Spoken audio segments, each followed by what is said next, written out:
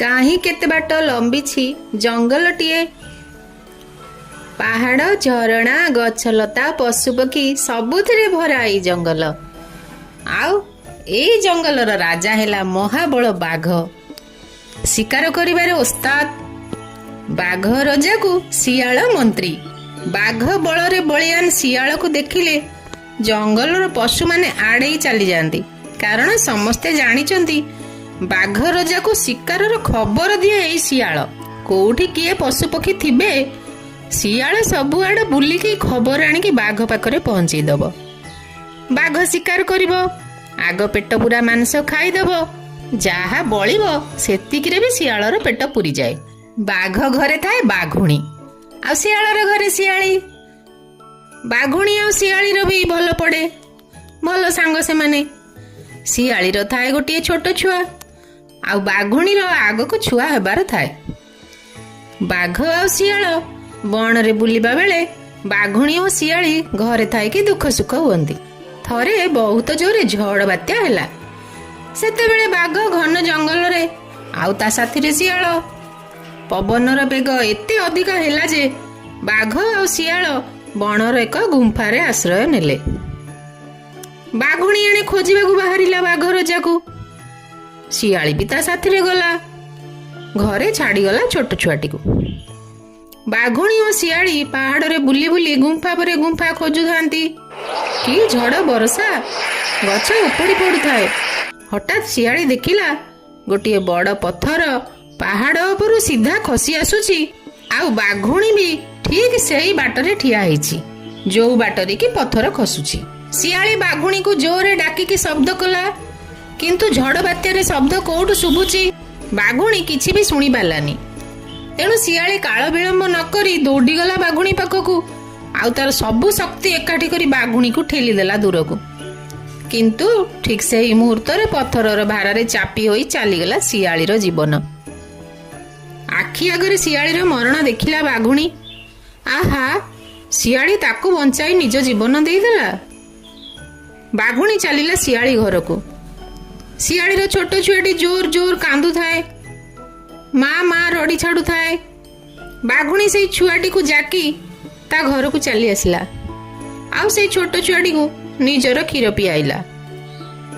ଏଣେ ବାଘ ଓ ଶିଆଳ ବଣରେ ଏମିତି ବାଟବୁଣା ହୋଇଗଲେ ଯେ ଘରକୁ ଆଉ ଫେରି ପାରିଲେ ନାହିଁ। କୁଆଡେ ଗଛ ପଡ଼ିଛି, କୋଉଠି ପଥର ପଡ଼ିଛି, ୟା ଭିତରେ ସେମାନେ ବି ନିଜ ଘର ଖୋଜି ପାରିଲେ ନାହିଁ। କିଛି ଦିନ ପରେ ବାଘୁଣୀର ଦୁଇଟି ସୁନ୍ଦର ସୁନ୍ଦର ଛୁଆ ଜନ୍ମ ହେଲେ।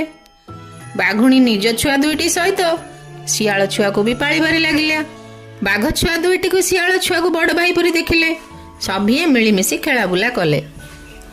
ଦିନକର କଥା, ବାଘୁଣୀ ଛୁଆ ତିନୋଟିକୁ ଘରେ ଛାଡ଼ି ଶିକାର ଖୋଜିବାକୁ ଗଲା।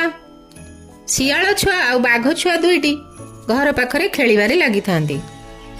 ହଠାତ୍ ଗୋଟିଏ ବଡ଼ ହାତୀ ସେଇ ବାଟ ଦେଇକି ଆସିଲା। ଶିଆଳ ଛୁଆ ହାତୀକୁ ଦେଖି ଡରି ପଳାଇଲା ଓ ପଥର ଆଢୁଆଳରେ ଲୁଚିଗଲା। କିନ୍ତୁ ବାଘ ଛୁଆ ଦୁଇ ଜଣ ଜୋରରେ ଗର୍ଜନ କଲେ, ହାତୀ ଆଡ଼କୁ ମାଡ଼ିଗଲେ। ହାତୀ ସେମାନଙ୍କ ଗର୍ଜନ ଦେଖି ଆଉ ସେବାଟେ ନ ଯାଇ ବାଟ ଭାଙ୍ଗି ଅନ୍ୟ ଆଡ଼େ ଚାଲିଗଲା। ବାଘୁଣୀ ଫେରିବା ପରେ ବାଘ ଛୁଆ ଦୁଇ ଜଣ କହିଲେ, ମା ମା, ଏ ଭାଇ ନୁହଁ ବହୁତ ଡରୁଆ, ହାତୀକୁ ଦେଖି ଡରି ଯାଉଛନ୍ତି। ବାଘ ଛୁଆ ଦୁଇ ଜଣଙ୍କର ଏପରି କଥାରେ ଶିଆଳ ଛୁଆ ବହୁତ ରାଗିଗଲା। ସେ ସେମାନଙ୍କୁ କହିଲା, ତମେ ମାନେ କଣ ନିଜକୁ ବହୁତ ବଳିଆନ ଭାବୁଛ? ମା, ଏଇ ଦି ଜଣଙ୍କୁ କହିଦିଅ ମତେ ଏମିତି ଥଟ୍ଟା କରିବେନି, ନହେଲେ ମୋଠୁ ରାଗି କେହି ନାହାନ୍ତି। ମୁଁ ବି ଇଚ୍ଛା କଲେ ମୁଁ ସେମାନଙ୍କୁ ଧୂଳିସାତ କରିଦେଇ ପାରିବି ମା। ଶିଆଳ ଛୁଆର ଏଇପରି କଥା ଶୁଣି ବାଘୁଣୀ କିଛି ସମୟ ଚିନ୍ତା କଲା। ଏହାପରେ ବାଘୁଣୀ ଶିଆଳ ଛୁଆକୁ କହିଲା, ଠିକ ଅଛି, ମୁଁ ସେମାନଙ୍କୁ ବୁଝାଇ ଦେବି।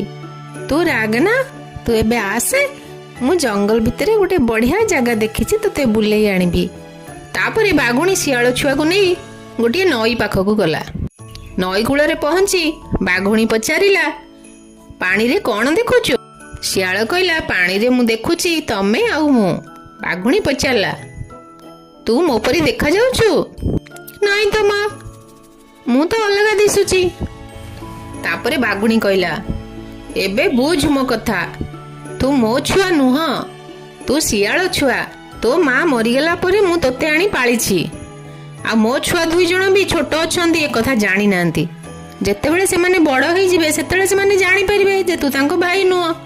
ହୁଏତ ସେମାନେ ତୋତେ ମାରି ଦେଇପାରନ୍ତି। ତେଣୁ ତୁ ତୋ ଜୀବନ ବଞ୍ଚେଇବାକୁ ଆଜିଠୁ ତୋ ବାଟ କର।